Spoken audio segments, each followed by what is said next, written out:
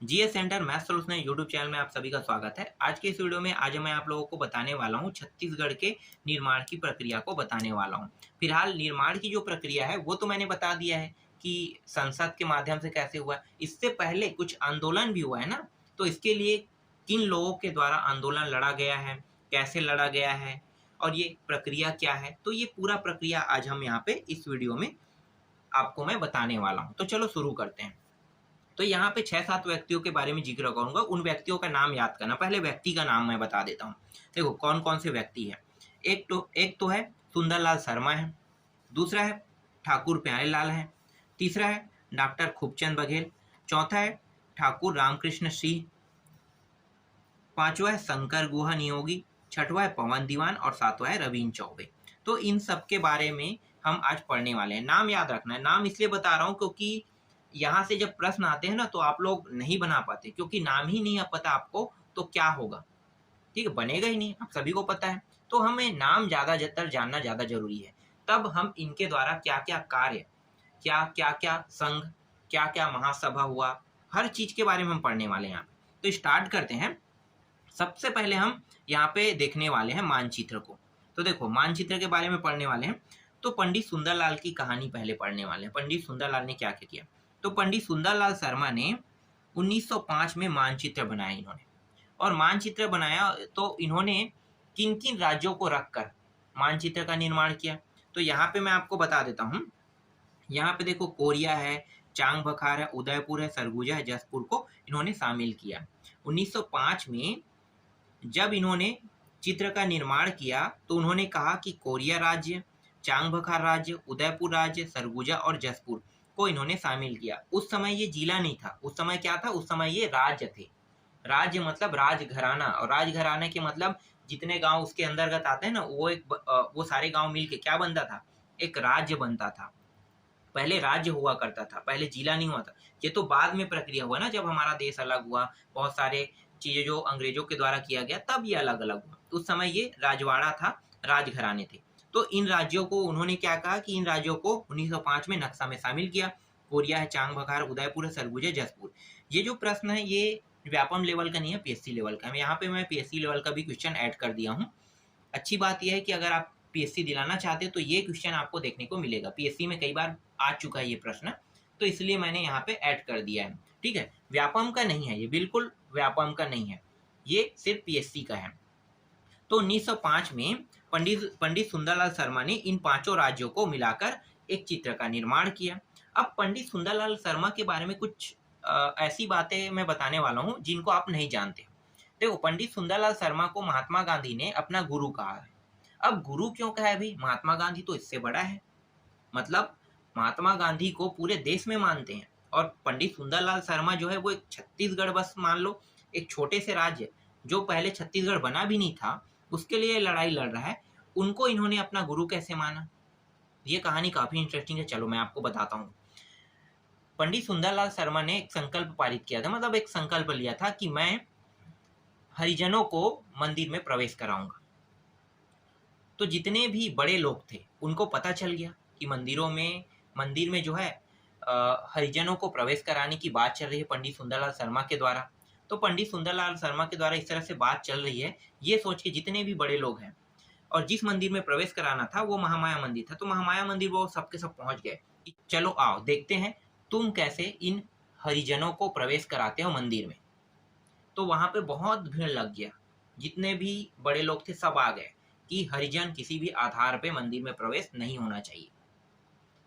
तब पंडित सुंदरलाल शर्मा ने क्या किया कि ठीक है भाई, हम यहाँ पे नहीं करा सकते, कोई बात नहीं, हम दूसरे मंदिर में चलते हैं।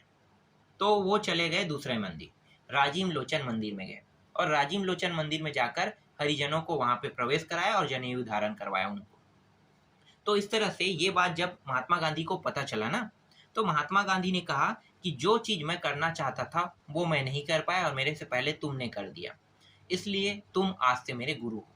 तो इसीलिए कहा जाता है कि महात्मा गांधी ने इसी आधार पे पंडित सुंदरलाल शर्मा को अपना गुरु कहा है। कई बार प्रश्न पूछा भी जा चुका है कि महात्मा गांधी ने अपना गुरु किसे कहा है, पंडित सुंदरलाल शर्मा को। पंडित सुंदरलाल शर्मा को किसने अपना गुरु कहा है? तो महात्मा गांधी ने। इस तरह से कई बार क्वेश्चन आ चुका है। तो ये बात आपको जानना ज़्यादा ज़रूरी था, इसलिए यहाँ पे मैंने आपको स्टोरी के थ्रू आपको बता दिया। आगे बढ़ते हैं, फिर आते हैं 1924 में पंडित सुंदरलाल शर्मा जो है 1924 के रायपुर के जिला परिषद में अलग छत्तीसगढ़ की इन्होंने मांग की। और सन 1939 में भी पंडित सुंदरलाल शर्मा ने कांग्रेस के त्रिपुरी अधिवेशन में भी मांग रखी। और शायद 1939 में ही इसकी मृत्यु भी हो गई थी। उसी समय सन की बात है, लेकिन उससे पहले इन्होंने मांग किया था जरूर।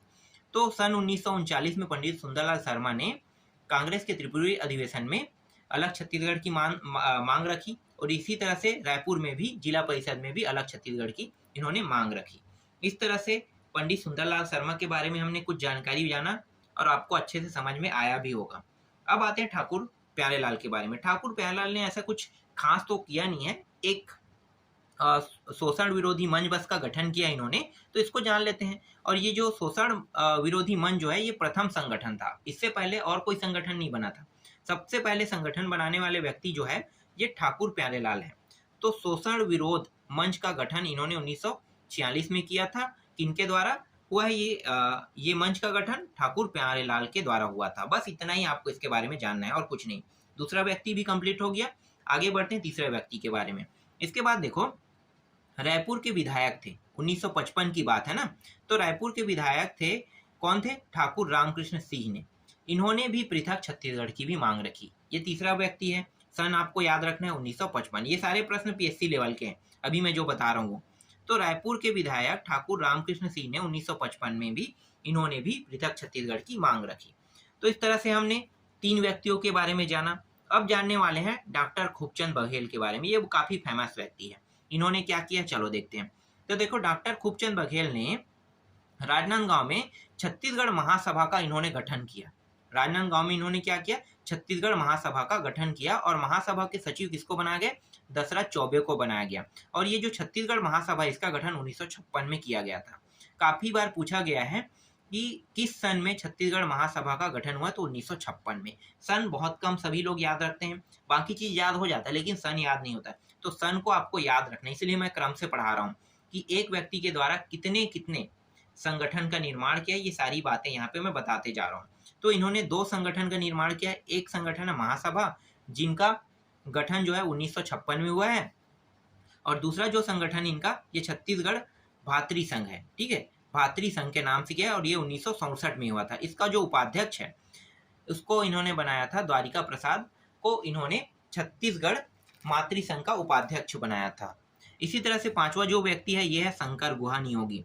शंकर गुहा नियोगी ने छत्तीसगढ़ मुक्ति मोर्चा और छत्तीसगढ़ संग्राम मंच का इन्होंने गठन किया। छत्तीसगढ़ मुक्ति मोर्चा जो है 1976 में इन्होंने गठन किया और छत्तीसगढ़ संग्राम मंच का गठन 1983 में किया। फिर 6वां व्यक्ति जो है ये है पवन दीवान। पवन दीवान ने छत्तीसगढ़ पार्टी का गठन किया। सन 1983 में इन्होंने छत्तीसगढ़ पार्टी का गठन किया। ये काफी फेमस व्यक्ति है पवन दीवान। पवन दीवान के नाम से नाचा पार्टी भी पहले चलता था। तो कुछ इस प्रकार से आप याद रखने में याद रख सकते हैं, ये आपको याद रखने में कुछ सहूलियत कर सकता है। तो पवन दीवान जो है छत्तीसगढ़ पार्टी 1983 में इन्होंने गठन किया।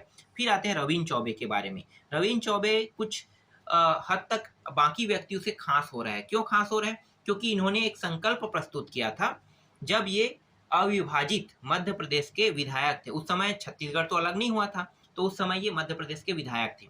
तो मध्य प्रदेश के विधायक थे, तो यहाँ पे मध्य प्रदेश के जो विधायक कौन है? रविंद्र चौबे। रविंद्र चौबे ने अशासकीय संकल्प प्रस्तुत किया और ये उस कुछ समय विधायक थे 1954 में। हाँ सॉरी, 1954 बोला, 94। ठीक, 1994 में ये विधायक थे।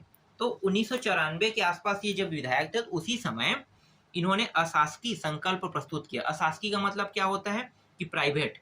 ठीक है, अशासकीय का मतलब जो शासकीय नहीं, जो सरकार के द्वारा न लाया गया। इन्होंने खुद के द्वारा ये संकल्प प्रस्तुत किया था, इसलिए ये क्या हो गया?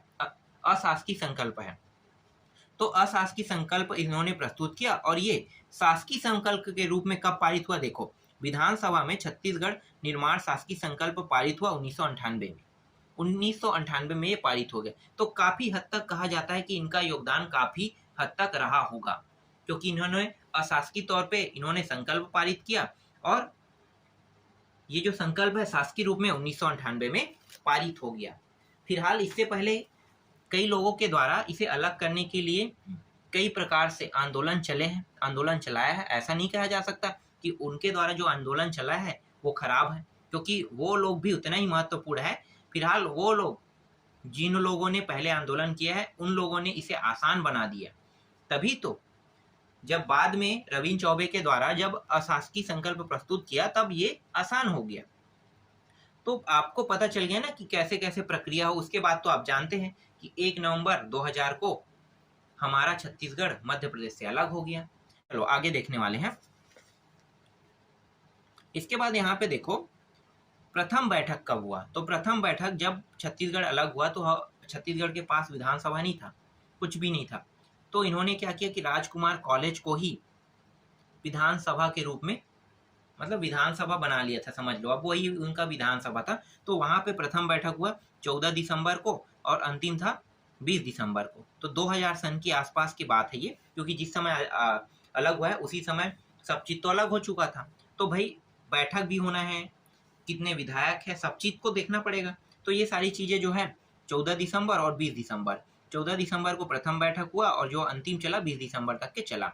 और ये जो हुआ है ये राजकुमार कॉलेज में हुआ है।